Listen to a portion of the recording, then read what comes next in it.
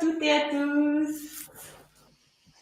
Eh bien, vous êtes nombreux aujourd'hui, ça fait plaisir de vous voir autant de personnes intéressées à avoir un impact dans son métier. Bonjour Julie, bonjour Romane.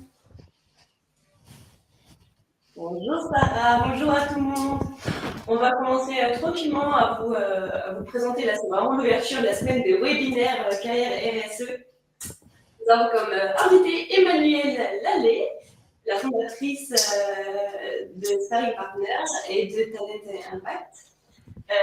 Et nous avons Cyrine avec nous, Cyrine Dakaoui, qui est notre responsable des admissions et qui est là pour répondre à toutes vos questions. Bonjour à tous, bonjour Pierre, bonjour Diana. Alors en attendant, je vous propose de vous présenter un petit peu le temps que tout le monde arrive. On est une centaine, c'est génial.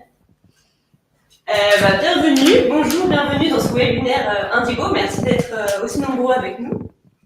Nous allons passer donc environ 1 heure ensemble en compagnie d'Emmanuelle Lallet, comme je l'ai précisé juste avant, pour vous aider à structurer votre projet de carrière en RSE. Bonjour à ceux qui nous rejoignent. Donc, je suis Émilie, responsable pédagogique d'Indigo, et je suis avec Cyrine, responsable des admissions. Donc, je vais vous présenter quelques petits mots sur Indigo, qui a le plaisir d'organiser ce webinaire. En attendant que tout le monde arrive. Bienvenue dans le webinaire Indigo. Alors, Indigo, c'est la 3e école du campus Maria School, dédiée à la RSE. Nous avons également 2 autres écoles. Nous avons Lyon, qui est spécialisée en innovation et intelligence artificielle, et nous avons Maestro, dédié au product management. Notre philosophie, c'est donner envie d'apprendre tout au long de sa vie. Nous accompagnons des milliers d'apprenants dans leur reconversion professionnelle, ainsi que des experts qui souhaitent approfondir leurs connaissances et compétences. Chez Indigo, nous avons 2 bootcamps RSE. Nous avons le bootcamp RSE et nous avons le bootcamp CSRD. Nos formations sont conçues pour être rapidement actionnables en entreprise. Et donc, nous avons le bootcamp RSE qui couvre toutes les étapes clés de la construction d'une stratégie RSE. Et nous avons une prochaine promotion qui commence le 19 mai avec un rythme de 2 mois, avec un rythme adapté aux personnes qui sont en poste. Émilie, je te coupe juste 1 minute parce que je vois les messages sur le chat. Est-ce que tu peux essayer peut-être de bouger tes cheveux ou le micro? Parce que le micro, ça grésille un peu. Cédric, tu nous dis si tu entends mieux après. Alors, est-ce que c'est mieux? Est-ce que tu peux rapprocher ta bouche au micro et normalement, Alors, ça sera attendez, bon. hop. C'est peut-être mieux comme ça. Ah ouais, de mon côté, oui. Vous me dites dans le chat si c'est bon pour vous. Comme ça, on continue dans de meilleures conditions. Ok, super, c'est nickel. Merci. Bon, désolée pour ça, j'ai mis mon casque en catastrophe et apparemment, ça s'est ressenti. C'est les joies du direct. Ah, beaucoup mieux. Ouais, bah, tout le monde a l'air Parfait. super content. Bon, bah super.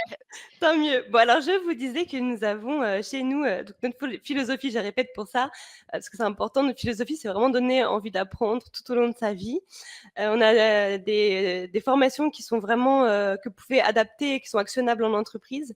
Et on a 2 bootcamps actuellement, le bootcamp RSE et le bootcamp CSRD. Et donc, je vous disais que le bootcamp RSE commence le 19 mai. Ça dure 2 mois et en fait, c'est des formations en live le soir qui sont adaptables à des personnes qui sont en poste.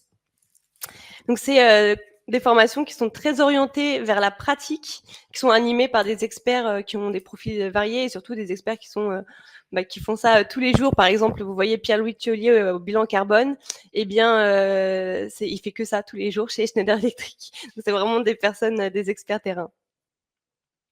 Vous avez un overview du programme RSE qui vous donne, comme je vous le disais, toutes les clés pour établir une stratégie RSE en entreprise. Vous avez toute la partie environnement avec le cadre réglementaire, les audits, les veilles RSE, les bilans carbone. Vous avez comment dessiner une feuille de route et créer des engagements. Et vous avez aussi les compétences transverses, comment embarquer les parties prenantes, comment sensibiliser, conduire au changement. Et donc, avant de laisser la parole à Emmanuel, je vais juste vous envoyer un petit sondage pour mieux comprendre vos attentes en matière de formation. Et en attendant que tout le monde continue à nous rejoindre, on est à peu près 140.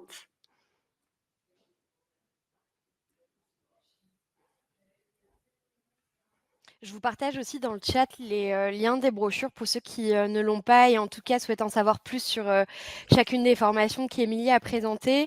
Le lien vers mon agenda aussi, parce que comme elle l'a présenté au départ du webinaire, moi, je suis Cyrine, je suis responsable des admissions de l'école, donc je suis l'intermédiaire avant chaque inscription en formation. Donc si vous avez des questions, si vous voulez échanger même sur votre parcours professionnel, vos projets de formation ou pas, voilà, n'hésitez pas à me bloquer un créneau. Et en attendant que vous puissiez répondre à ce sondage, eh bien, on va commencer à introduire. Emmanuel, est-ce que tu peux te présenter? Oui, merci Émilie. Bonjour à toutes et à tous. Donc moi, j'ai créé une entreprise qui s'appelle Talent et Impact il y a 5 ans. Et en réalité, ça fait 6 ans que j'accompagne des personnes en transition ou en reconversion professionnelle, certaines vers la RSE et plus largement, en fait, des personnes qui sont en général en quête de sens et que je vais essayer d'aider pour trouver ce qui leur permettra de s'épanouir sur le long terme. Donc, Talent et Impact, on fait principalement de la chasse de tête de dirigeants pour des organisations engagées. Et puis, on fait également du coaching et de l'accompagnement plus largement de dirigeants au service de pratiques RH et managériales plus vertueuses. Merci Emmanuel. Alors là, vous avez un petit récap sur la semaine de la RSE, puisque vous le savez sûrement, il y a un webinaire par jour jusqu'à jeudi le midi pour vous aider à structurer votre projet de carrière en RSE. Donc là, on est le premier webinaire. Et pour ceux ou celles qui sont passés nous voir au salon de Talent for the Planet et qui ont assisté à la conférence les 5 clés pour trouver un job ou une mission en RSE, un grand merci. Et j'espère que cela vous a inspiré et donné quelques pistes concrètes. Donc on le sait, se reconvertir vers un métier à impact, c'est pas un long fleuve tranquille. On se heurte souvent à un manque d'informations, de soutien. On traverse par une phase de doute, de questions. Est-ce que je me lance? Si oui, comment? Quelles sont mes limites, mes ressources? C'est justement tout l'objectif de cette semaine, vous aider à structurer votre réflexion et passer à l'action grâce à un webinaire par jour jusqu'à jeudi. Donc aujourd'hui, on amorce ce travail avec Emmanuel Lallet et ensemble, nous allons poser les bases de votre feuille de route que vous pourrez utiliser tout au long de cette semaine et bien après. Donc, prêt à clarifier votre projet et à identifier vos forces? C'est parti. J'ai une première question pour Emmanuel.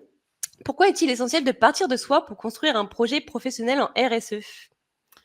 Oui, en fait, je dirais que ce soit pour construire un projet en RSE ou plus largement, en fait, pour construire son projet professionnel, je pense en effet que c'est indispensable de partir de soi.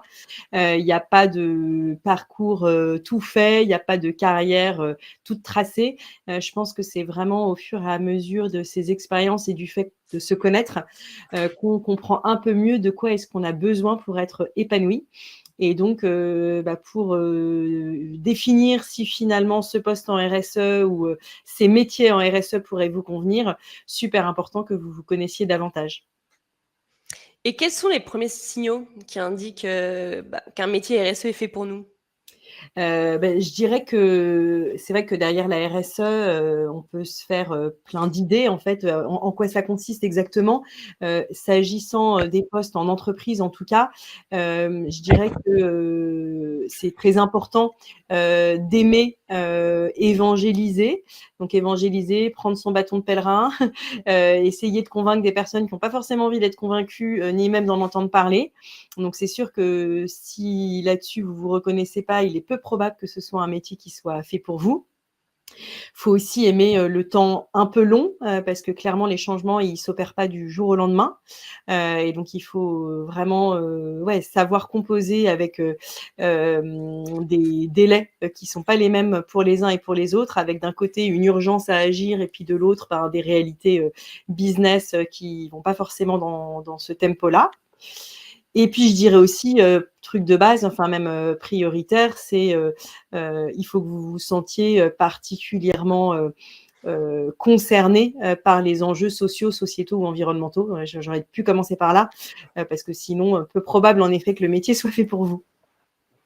C'est certain, il faut avoir déjà cette appétence, mais pas que, ça suffit pas comme tu mentionnes et il y a toutes les soft skills à avoir, savoir convaincre, comme tu as dit, ça peut être des sujets longs, parfois politiques, donc il faut avoir, tout ça en tête. Oui, c'est vrai que j'ai pas parlé de la dimension, politique parce que, ben, quand on a un poste de RSE dans un grand groupe ou même dans une entreprise, c'est super important de pouvoir embarquer la direction parce que sinon on fait pas grand-chose et donc ben, savoir interagir avec une direction et ouais, avoir un minimum de sens politique, de diplomatie, ça va un petit peu avec, le temps long aussi, mais en tout cas, c'est sûr que si, vous vous reconnaissez pas là-dedans, il est peu probable que ce soit vraiment fait pour vous. C'est sûr et puis en plus tu parlais de politique avec la direction et aussi avec toutes les parties prenantes, Tout à fait. le gouvernement, les municipalités pour pouvoir embarquer tout le monde selon le projet donc c'est effectivement, il y a beaucoup de choses à prendre en compte et comment on identifie son niveau d'engagement? Est-ce que c'est impliqué dans une asso, intégrer un métier à impact, transformer son poste actuel? Bah, c'est sûr que si vous vous posez la question de, votre, transition professionnelle ou reconversion professionnelle, tout dépend comment vous l'appelez. Moi, je suis assez convaincue que, ben, tout le monde n'est pas fait pour aller en asso, et tout le monde n'est pas fait pour aller sur un job RSE. On est tous, hyper différents et c'est pour ça qu'on a commencé avec cette question de mieux se connaître parce que c'est vraiment, en partant de vous que vous pourrez, dessiner, bah, la trajectoire qui vous conviendra le mieux. Donc, c'est pour ça aussi que de tester en fait, des choses, d'aller en asso, d'avoir des actions bénévoles, ça peut permettre en fait de sentir, comment est-ce que, tel ou tel environnement nous convient. Parce qu'il y a des personnes qui vont, réussir à transformer leur job pour avoir plus d'impact. Il y en a d'autres qui vont avoir besoin de prendre une casquette de job à impact comme, de la RSE, comme, des experts environnementaux, comme, des métiers plus humains aussi. Et puis ensuite, il y a des personnes qui vont aller en ONG ou en asso. Et ça dépend vraiment de chacun en fonction de tout un tas de critères, en fait, hein, qui va être important de définir. Et quels sont les pièges à éviter, les pièges courants quand on veut se reconvertir dans la RSE? Bah, l'un des gros pièges, quand on a envie de se reconvertir, c'est que souvent on se dit: «J'en peux plus, donc je vais faire totalement autre chose». Et donc l'envie de «tout jeter à la poubelle» entre guillemets, je pense que c'est un vrai risque parce que, en tout cas si on n'a pas bien compris, ce qui fait qu'aujourd'hui on n'est pas heureux, le risque c'est de pas forcément être plus heureux après. Heu le quotidien est pas forcément plus facile sur un job RSE ou, le quotidien est pas forcément plus facile en asso, loin de là. Ça dépend, à nouveau, ça dépend de, ce dont on a besoin. Et puis c'est vrai que le risque, en, voulant, ben, tout jeter à la poubelle, c'est finalement, de faire, ce que j'appelle un grand écart. Quand on change tout du jour au lendemain, bah, ça peut être assez violent, et c'est quand même assez important de réfléchir à ce qu'on a aimé faire jusqu'à présent, ce qui était important pour soi, pour pouvoir aussi capitaliser, à la fois sur des compétences ou, sur des éléments qui sont importants, et construire un parcours qui soit un peu plus, réfléchi et serein. Oui et pas se dire aussi, comme tu disais, enfin vouloir être tout de suite directeur RSE parce que c'est Oui, il comme y a tu ça dis, c'est un aussi, grand il y a bien écart. sûr, prendre conscience que, bah, à partir du moment où je change de métier, bah, il va falloir que je sois prêt à faire des concessions parce que je vais pas être recrutée demain comme un expert, puisque par définition, bah, je ne le serai pas. Donc ça peut vouloir dire aussi faire des concessions sur le salaire. Et puis sur la partie RSE aussi, je pense qu'un des risques, c'est, bah, si on enfin, c'est la croyance qu'on va pouvoir tout changer. Alors, je pense que moi aussi j'aimerais bien changer le monde, mais et je pense qu'on est nombreux à avoir envie, mais malheureusement ça se passe pas du jour au lendemain et donc il faut faire preuve de pas mal d'humilité, sur, ce qu'on peut faire. Et en tout cas, sur un job RSE, je pense que si on est trop militant, donc moi j'ai absolument rien contre les militants, mais en revanche, si on est vraiment, fortement militant et plutôt en colère contre, ce qui se passe aujourd'hui, peu probable qu'un job de RSE convienne parce que, à nouveau, le temps long, le fait de pouvoir évangéliser, d'embarquer, de faire preuve de pédagogie. Souvent, quand on est militant ou très agacé par ce qui se passe, on n'a pas forcément la plus grande patience ni les plus grands talents de pédagogue, quoi. Oui, c'est certain. Et puis, il faut pas oublier qu'on travaille pour un acteur économique, donc il y a des enjeux. Il faut pouvoir parler chiffres, parler impact positif pour justement transformer, convaincre et changer le business model de l'intérieur. Ça prend du temps. Exactement. J'ai un petit exercice pour tous les participants en ligne. Je vous envoie un petit quiz. Ça permet de déterminer votre niveau d'engagement à l'heure actuelle, vos aspirations. On est au début de la semaine, donc justement, voir si ça a changé au cours de cette semaine ou pas. Vous avez, je ne sais pas si vous le voyez, 4 questions, enfin, une question. À quel niveau souhaitez-vous vous engager? Vous avez A, B, C et D. Alors, vous pouvez répondre dans le chat avec la lettre. Vous avez le A, c'est je veux intégrer des valeurs RSE dans mon métier actuel. Donc là, c'est garder son métier et ajouter une dimension RSE pour le verdir. Je veux changer de poste dans mon entreprise pour aller vers la RSE. Donc là, c'est le plus petit pas où on garde son métier actuel, mais on va l'exercer dans un métier à impact, enfin, dans une entreprise à impact, comme responsable marketing chez Make Sense, par exemple. Je vais me reconvertir totalement vers un métier RSE. Donc là, ça peut se faire progressivement, mais effectivement, c'est une vraie reconversion pour un métier de la transition écologique. Et je vais m'engager dans une asso ou un projet à impact à côté de mon job. Donc là, c'est garder son job, mais petit à petit se mettre dedans, commencer à créer des projets, rencontrer des acteurs et petit à petit se forger son opinion, sa vision, son carnet d'adresses, voir si c'est quelque chose qui nous intéresse ou pas. Et pour justement, je veux changer de poste pour aller vers la RSE. Ça peut être intéressant de vous dire on va en reparler, mais quelles compétences déjà vous avez maintenant et comment vous pouvez les transférer. Voilà, alors, qu'est-ce qu'on a comme... On a un A. Vous pouvez les mettre dans le chat aussi, parce que je ne sais pas si on voit tout. A, C, A.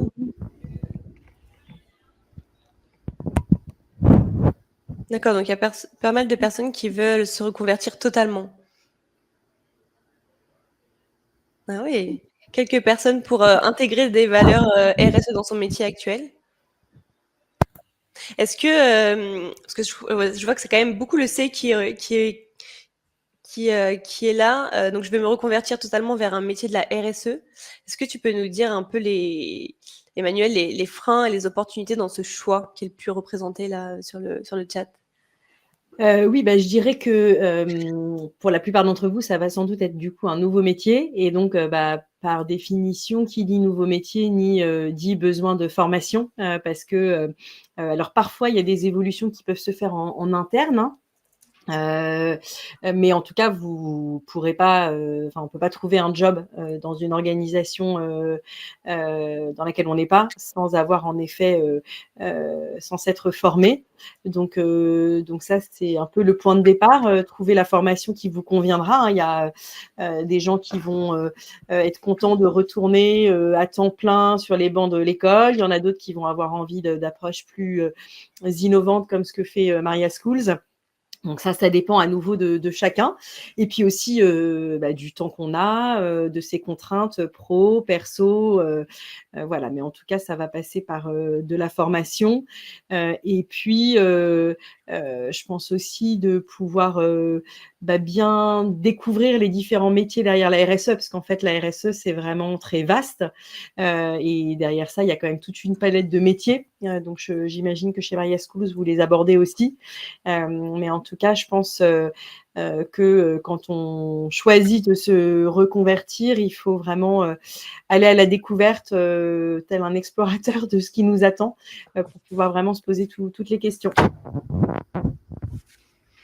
Bon, alors désolée, c'était la première fois que j'ai testé ce quiz et apparemment, ça vous a mis que vous aviez tort selon la réponse que vous avez choisie. Alors, ce n'était pas le but, hein. C'est vraiment personnel, hein. Donc, il n'y a pas de bon ou de mauvais, au contraire, chacun son niveau d'engagement. Merci en tout cas d'avoir joué le jeu et c'est C'est des sujets que vous allez pouvoir creuser au fur et à mesure de la semaine. Alors, on va passer à la deuxième partie qui est identifier ses talents et ses compétences transférables. Emmanuel, comment tu identifies les compétences transférables vers la RSE? C'est plus les soft skills qu'on peut avoir. Ouais, bah, je pense qu'en effet, en matière de RSE, il y a beaucoup de soft skills. Typiquement, bah, c'est quand même un métier de réseau, où on va embarquer, on va créer des équipes projets. Donc, je pense que tout ce qui va être compétences en gestion de projet, ça peut être super utile. En communication aussi, parce que il y a aussi un enjeu de savoir communiquer ce qu'on fait. En soft skills, toujours la transversalité, parce qu'en fait, on touche à énormément de sujets. Donc, voilà, une capacité d'adaptation à des interlocuteurs très variés, une capacité à passer sur des sujets très variés aussi. Donc, de l'agilité, de la souplesse. Et puis, ouais, on en parlait tout à l'heure. Après, c'est plus des savoir-être comme la diplomatie, la pédagogie, une capacité à la fois avoir de la vision sur des grands objectifs et aussi à les décliner en plus petits objectifs. Voilà les principales compétences auxquelles je pense. Peut-être que tu penses à d'autres compétences, Émilie? Non, c'est ça. Enfin, savoir convaincre, ne pas avoir peur de se prendre des portes parfois. Ah oui, ça Être c'est sûr. patient, parce que comme tu l'as dit, c'est des temps lents pour pouvoir transformer, faire preuve de résilience. Et il faut savoir que on peut pas changer le monde du jour au lendemain, donc ça peut prendre du temps. En interne, on peut avoir des préjugés sur les personnes qui arrivent en RSE, un peu se dire ah bah dis donc celle-ci elle va faire en sorte que du jour au lendemain on arrête de prendre la voiture et si ça, donc ils vont nous voir un peu comme une contrainte parfois. Donc il faut savoir convaincre et s'adapter aux personnes pour pouvoir l'apporter de la bonne manière, transformer les comportements pas à pas aller trop vite. Donc il y a vraiment cette forme d'adaptation, de pouvoir embarquer tout le monde, que ce soit les collaborateurs dans votre équipe, les parties prenantes extérieures aussi, parce que ça, c'est vraiment un métier où il faut s'entourer de beaucoup de personnes, que ce soit les experts, le gouvernement et autres. Et après, non, je pense que tu as fait le tour, hein, vraiment pratiquer l'art du storytelling justement pour convaincre. Pas hésiter à parler tout le temps chiffres, impact, prioriser, surtout quand on est dans les stratégies de direction RSE, par les coûts, impact en réduction carbone, par exemple. Vraiment, pas hésiter à faire des matrices de priorisation pour convaincre. Et en entretien, c'est ce que vous pouvez déjà faire.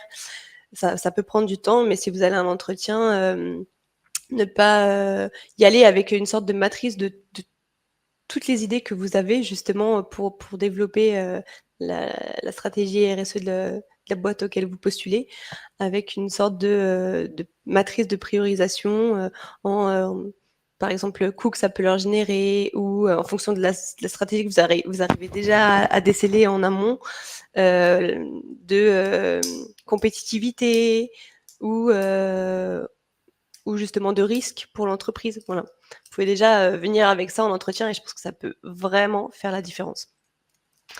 En tout cas, à dispo pour en reparler pour les personnes que ça intéresse, parce que c'est ce que j'ai pu mettre en place moi pour négocier auprès de l'État.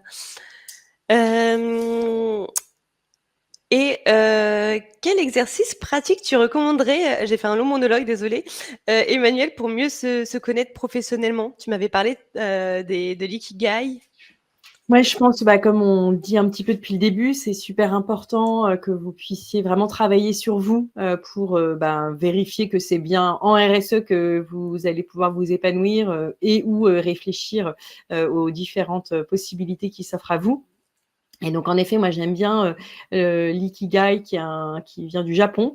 Donc, il y a un super livre qu'on va vous mettre dans le chat qui peut vraiment vous permettre de le faire chez vous. Et en gros, l'idée, c'est de vous aider à réfléchir finalement à votre zone de talent. C'est quoi la zone de talent? En fait, on peut être compétent sur tout un tas de sujets en prenant pas forcément de plaisir. En revanche, il y a certainement certaines missions, certaines responsabilités qui vous demandent en général pas d'efforts ou très peu d'efforts, et où, en fait, vous êtes hyper bon. Donc c'est ça qu'on appelle, être dans son flow ou dans sa zone de talent. Et ça, c'est hyper important que vous en ayez conscience parce que c'est ce qui va vous permettre de vous dire: «Bah, voilà, moi, si demain, je change de job, il faut que je retrouve, ces éléments-là, parce qu'a priori, c'est ce pourquoi vous êtes bon, et où vous prenez du plaisir, et donc bah, ce serait dommage de ne pas le retrouver». Et de la même manière, ça permet aussi de réfléchir à ce qui nous prend de l'énergie. Parce qu'à nouveau, on peut être compétent sur plein de choses, mais sur des sujets qui peuvent nous prendre de l'énergie. Enfin, typiquement, moi, je sais que, ben, je sais bien écrire et que, j'ai aucun problème à faire, ma compta et mais clairement, c'est pas les tâches qui me donnent de l'énergie. Et donc on dit qu'en général, il faut que sur un poste, on ait 70 des missions qui nous donnent de l'énergie, maximum 30 qui nous en prennent pour qu'on soit épanoui. Donc je pense que c'est vraiment un exercice, super important. Et puis, il y a un autre bouquin que je vous conseille de lire parce qu'il y aura plein de petits exercices pratiques et d'ailleurs, il parle aussi de l'ikigai dedans. C'est un livre de Mathieu Dardaillan qui s'appelle «Activez vos talents, ils peuvent changer le monde», pour, voilà, vous aider à réfléchir, sur vous et au champ des possibles. Je vous envoie le lien. Hop, alors ça, c'était le premier. Je vous ai envoyé le lien dans le chat et activez vos talents. Je vous envoie les 2 liens des livres que Emmanuel recommande.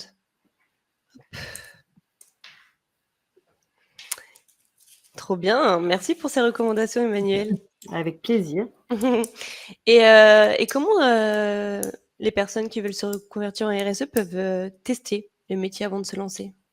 Ouais, ça c'est merci d'apporter ce point-là. Je pense que c'est aussi super important parce qu'on peut, imaginer, plein de choses. Tant qu'on n'a pas testé, on ne peut pas savoir si ça va nous convenir, et donc c'est quand même un peu dommage de se lancer dans une formation pour se rendre compte in fine que ça ne nous convient pas. Vaut mieux s'en rendre compte avant.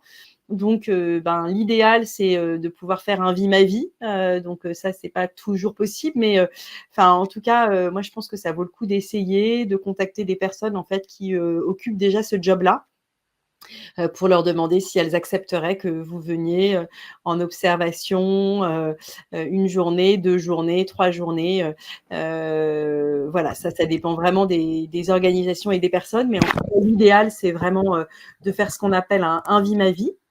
Il y a aussi finalement le bénévolat, qui peut permettre, bah, d'aller, dans des assos, dont la mission principale résonne.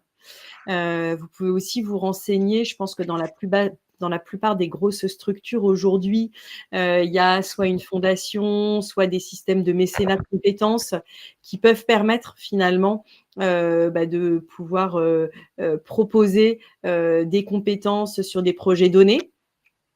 Ou se renseigner aussi en interne. Vous avez sans doute un directeur RSE, un responsable RSE qui a peut-être créé des communautés RSE, et donc voilà, tout ça, la fresque du climat aussi qui forme des fresqueurs. Enfin, je pense que c'est plein de choses qui peuvent en effet vous permettre d'aller un peu plus loin que la simple idée. Et il y a quelqu'un qui, partage dans le chat, si tu connais, des organisations ou des personnes qui proposeraient des vies ma vie? Ça aurait Non, alors j'en connais pas, comme ça. Je pense que c'est vraiment mais là, j'ai l'impression qu'il y a Immersion Facile, je vois ça dans le chat, Andrea? je connaissais Ouais. pas. Mais donc je pense, que, se pourrait-il que l'APEC propose des choses? Enfin, je pense qu'il faut vraiment, se renseigner, parce qu'en fonction des métiers enfin, je sais que c'est un dispositif qui est amené à se développer, le Vie-ma-vie. Maintenant, spécifiquement sur la RSE, je saurais pas répondre. Il y a autre chose aussi, n'hésitez pas à alors sans aller jusqu'à un vie ma vie, mais déjà à l'exercice du vie ma vie est très bien, mais si vous ne trouvez pas toujours des personnes pour jouer le jeu avec vous, de contacter sur LinkedIn, des responsables RSE ou des experts pour, qui vous partagent un peu les coulisses du quotidien, partager avec cette personne toutes les infos. Généralement, c'est des personnes assez disponibles parce que dans les RSE, c'est des personnes passionnées. Donc ne pas hésiter à prendre contact avec les experts, notamment sur LinkedIn. Oui, et en tout cas assister à un maximum d'événements, tables rondes, des conférences. On pourra, vous donner quelques liens, à la suite de ce webinaire, puisque c'est justement, dans ces occasions-là déjà qu'on se forme, qu'on forge sa vision et qu'on rencontre plein de personnes. Mmh. Je vous propose un petit exercice. Est-ce que dans le chat, vous pourrez inscrire un moment récent où vous êtes senti fier de ce que vous avez accompli? Que ce soit dans votre job actuel, dans vos anciens jobs, même à titre perso pour du bénévolat. En fait, ça va permettre de savoir ça, comment vous pouvez après derrière rebondir, garder la mission où vous avez été super fiers et réussir à le transférer dans vos prochaines missions, pour votre prochain job.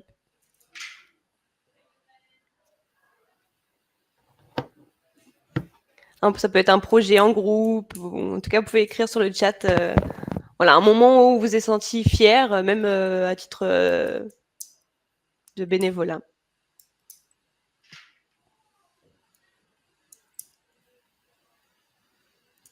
Non, là, il n'y a pas de quiz. Et du coup, personne n'a tort. C'est Sophie, il dit, si on a encore tort, je ne le fais pas. Non.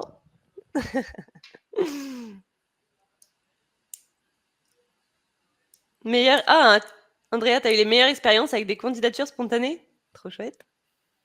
L'animation de la fresque du climat. Donc, si c'était une de tes meilleures expériences, une dont tu as été le plus fière, c'est quelque chose, Charlotte, que tu peux, en tout cas, penser dans ta reconversion à la sensibilisation. Oser me reconvertir, ouais, bravo. Bravo, Constanza. Avoir trouvé mon sujet applicatif dans la formation sur l'économie circulaire que je suis actuellement. Oh, très chouette. Et c'est quoi comme sujet applicatif, Stéphanie? Mentoring auprès de Chimène, mentoring auprès de porteurs de projets chez Singa. Commencer un bilan de compétences. Un bilan de compétences, c'est très très bien. Je vais vous partager d'ailleurs un petit document que je vous ai concocté. Alors, je vous copie le lien en attendant que tout le monde réponde.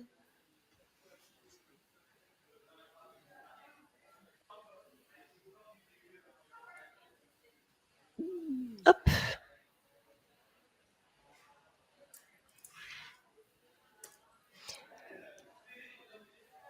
Alors, je vous ai envoyé un document que vous pourrez remplir chez vous à tête reposée. C'est un peu votre carnet de bord, un projet de carrière en RSE. Ça tient seulement sur une feuille A4, hein, mais c'est des questions qui peuvent vous aider justement à vous lancer. Mes moments d'accomplissement, donc là, c'est par rapport à ce que vous êtes en train d'écrire justement sur le chat, c'est le reprendre et quels sont les 3 moments clés que vous avez pris plaisir à partager. En fait, de réfléchir à vos réussites, aux projets auxquels vous êtes fiers ou les projets auxquels vous prenez plaisir. C'est hyper important de les identifier parce que si vous voulez justement changer de carrière, les maintenir et les avoir toujours, continuer à avoir ces missions-là. Donc dans ce document, vous avez aussi comment tester son projet et la boussole RSE. Je vous laisserai prendre connaissance. Derrière, Amandine. Réussir avec brio la formation que j'ai entreprise cette année dans l'économie circulaire. Eh bien, des beaux projets. Bravo à tous. Réussir un stage dans Top Choice. Ah, bravo, bravo. Ça fait plaisir de voir tous ces projets. Bien, bravo pour tout ça. C'est déjà une première étape, un premier pas. Et là, on va voir justement la troisième partie, c'est comment construire un plan d'action et faire encore plein de pas comme vous avez fait.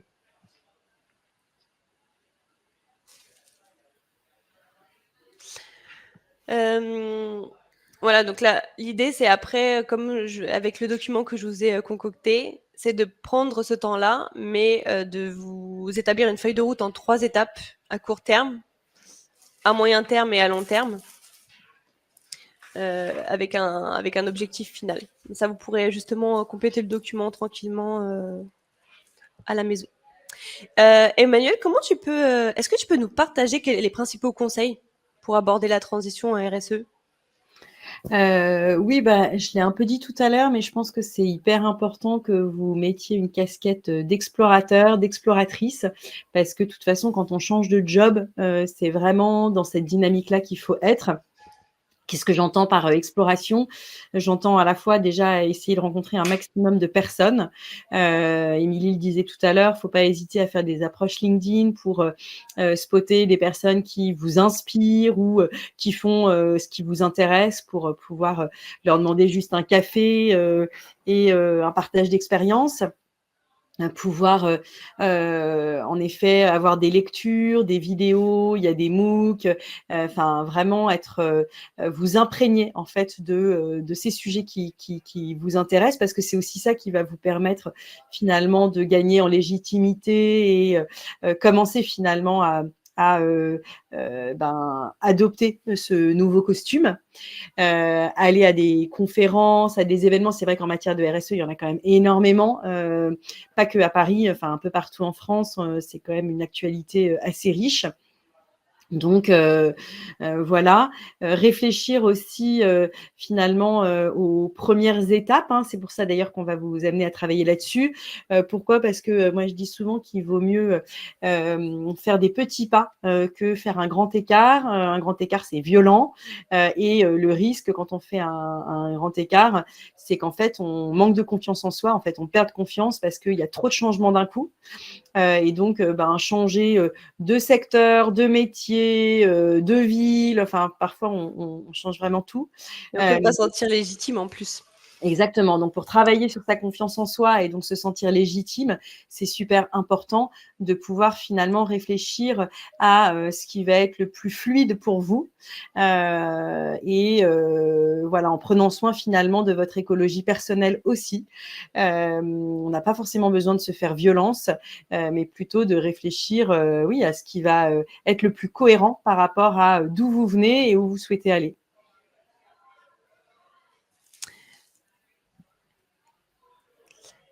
Bon, j'ai une dernière.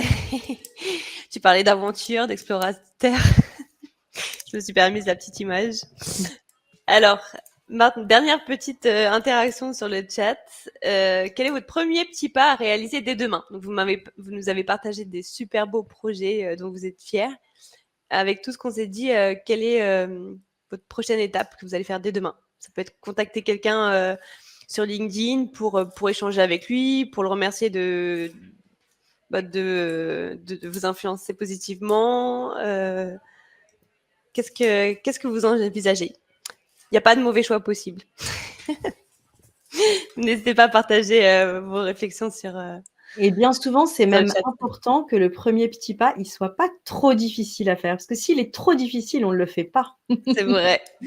Donc, Ça pour peut renforcer être. une dynamique, Oui, c'est clair. Hein. Puis un pas qu'on peut se dire dès demain. Donc c'est pour ça, écrire un petit message LinkedIn, contacter un professionnel, tester un projet. Bon, c'est un peu plus moyen terme, mais se former, prendre la décision en tout cas, appeler quelqu'un. Trouver un mentor qui va nous aider, pas forcément quelqu'un de RSE, mais un ami qui va nous coacher, qui va nous aider à refaire son CV, son LinkedIn. Trouver le livre sur l'ikigai. Peut-être lire les livres que Emmanuel vous a conseillés. Me renseigner sur les entreprises autour de moi qui ont un service RSE pour faire un vie ma vie. Ah, très chouette. Contacter une personne qui m'inspire sur LinkedIn, en parler à un ami. Oui, génial. Finaliser, ça c'est chouette aussi. Mon inscription pour le bootcamp RSE d'août. Ajouter des personnes de LinkedIn dans le domaine du RSE. Bravo. Contact LinkedIn, Ikigai, rapprochement pour un projet RSE. Sortir de l'incertitude entre faire une formation pour obtenir un diplôme et continuer à postuler. Mais difficile sans diplôme. C'est pour, en fait, la formation, ça va te... Même si tu as déjà des appétences en RSE, ça va te les consolider et tu te sentiras plus légitime pour un poste en RSE. Et en plus, si tu choisis une formation avec des cas pratiques, tu vas pouvoir le mettre en pratique et tu peux même commencer une formation courte et chercher du boulot en même temps. Comme ça, là, tu leur dis, je suis en train de me former, c'est génial. Faire un atelier d'automne, ouais. Il y a plein, alors ça pareil, on pourra vous l'envoyer, il y a plein d'ateliers à faire. Il y a aussi l'atelier sur l'adaptation au changement climatique. Il y a la fresque du climat, comme le mentionnait Emmanuel, il y a plein de fresques, fresques de la biodiversité, fresques sur l'eau, selon les secteurs de votre appétence, il y a la fresque du textile, de la mode. Donc n'hésitez pas, il y a plein d'ateliers, on pourra The Week en aussi, communiquer. The Week qui permet de couvrir tous les sujets et pas juste le climat. C'est vraiment super, c'est 3 vidéos d'1 heure, donc assez facile à faire et faut le faire en groupe, mais c'est vraiment top. Je l'ai pas fait encore celui-là, mais c'est vrai que ça a l'air d'être même chamboulant. Ben, en tout cas, je trouve que c'est une vision vraiment différente et hyper riche et en même temps, c'est difficile et en même temps, on termine avec vraiment et de l'espoir et de l'envie d'agir donc Et ça change du format fresque en plus, si on veut. Ouais. Mais par contre, ça, c'est en entreprise, non? The Week? Non, franchement, The Pas Week, c'est en open source, donc c'est vraiment la recommandation, c'est juste de le faire à 4 ou 5 minimum, parce que c'est mieux que de le vivre tout seul, mais c'est pour tout le monde. D'accord, très chouette. Bon, bah, vous voyez, si vous avez un groupe de personnes là que vous pouvez contacter justement ceux qui ont dit je vais contacter des personnes sur LinkedIn, bah, n'hésitez pas à trouver un groupe de personnes pour The Week. Est-ce que vous avez alors on va avoir un petit mot de la fin, bien sûr, et après on prendra vos dernières questions. Est-ce que on a vu que partir de soi, de ses valeurs, c'était très important, qu'il fallait pouvoir identifier ses compétences transférables pour pas repartir de zéro, que il fallait construire une transition réaliste et actionnable. Tu nous as parlé des petits pas, justement, de stratégie des petits pas, plutôt que faire un grand écart. Est-ce que tu as un mot de la fin à ajouter, Emmanuel? Simplement déjà vous dire bravo de vous poser ces questions-là. Je pense que c'est super sain et que c'est pas évident de trouver l'épanouissement professionnel. Enfin, je pense que parfois c'est la quête de toute une vie et déjà d'oser, c'est déjà super. On a beaucoup insisté là-dessus, mais je suis assez convaincue que l'une des clés de l'épanouissement, c'est vraiment de se connaître et en plus c'est plutôt sympa d'aller à la découverte de soi. Voilà. Et en France, en Occident, on a beaucoup une intelligence intellectuelle, mentale. On nous a pas trop appris à écouter ce que notre corps nous dit, ni ce que notre cœur nous dit. Notre corps, il parle beaucoup quand on est en épuisement professionnel, donc ça montre aussi que c'est important de tenir compte de son corps. Et puis son cœur, bien souvent, les émotions, elles sont pas vraiment bienvenues en entreprise, alors qu'elles ont toute leur place. Enfin, on est des êtres émotionnels. Et donc, si je vous dis tout ça, c'est que je pense que pour aborder votre transition, ça peut être intéressant pour vous de vous ouvrir davantage à vos 2 autres centres d'intelligence. On a une question, Emmanuel, c'est si on a déjà exercé des fonctions de leadership dans le développement international et les ONG, donc beaucoup de compétences transférables, c'est Bousso qui a posé la question, peut-on espérer exercer des responsabilités en RSE dans le secteur privé sans devoir commencer à un niveau junior du premier coup? Comment ne pas perdre en responsabilité tout en étant crédible dans sa nouvelle boîte? Oui, alors bien souvent, il n'y a pas une réponse unique, tout est possible. Il y a vraiment des entreprises qui seront contre et qui ne seront pas du tout ouvertes. Bon, a priori, c'est pas dans ces entreprises-là qu'il faut aller. Il y en a d'autres qui vont au contraire vraiment valoriser le fait de venir d'environnements extrêmement différents. Voilà, donc je pense que c'est vraiment en rencontrant, en posant la question, il faut quand même être prêt à pas forcément retrouver exactement le même niveau, ou à minima peut-être demander un peu de perspective d'évolution à partir du moment où vous avez eu un poste à grande responsabilité, de dire que finalement vous n'êtes pas prêt à redevenir un membre à part de l'équipe. Faut pas non plus sous-estimer le fait que que dans le privé. On t'a perdu. Vous m'entendez? Oui, c'est bon. Je disais, faut pas non plus sous-estimer le fait que dans l'ESS, on nous confie souvent des responsabilités beaucoup plus tôt. Il y a des DG qui ont 30 ans ou 35 ans, alors que c'est beaucoup plus rare dans le privé. Donc voilà, il y a aussi, tenir compte du fait que c'est pas exactement les mêmes voies professionnelles.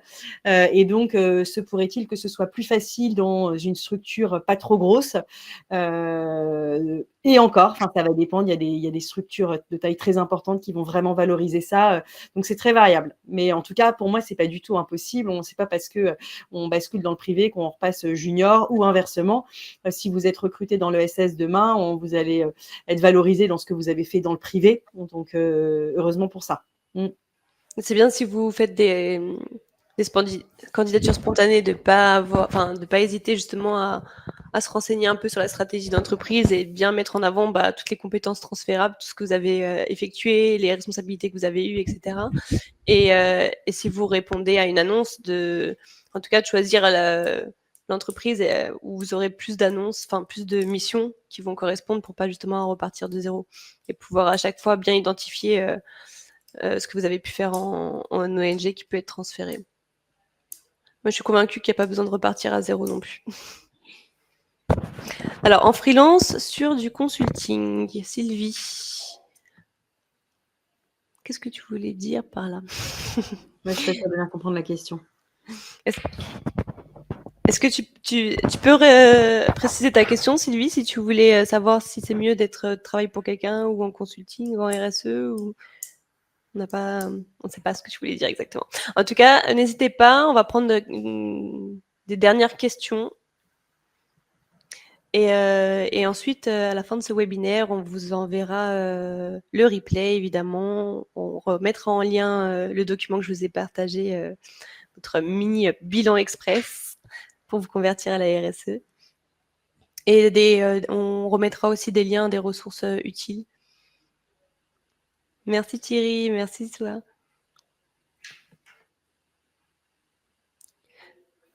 Alors, est-ce qu'on a des dernières questions? Merci à vous.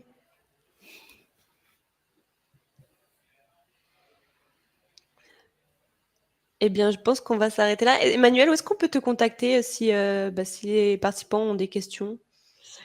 Du coup, j'ai mon LinkedIn. Alors, je ne garantis pas de pouvoir répondre à tout le monde parce que je suis déjà pas mal sollicitée. Donc, j'essaye de faire au mieux. Mais en effet, soit sur LinkedIn, soit via notre site internet, je peux mettre l'adresse www.talentetImpact.fr. Génial.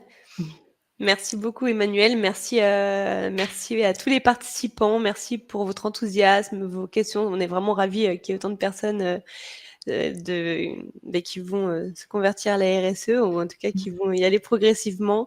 Bravo pour cette étape.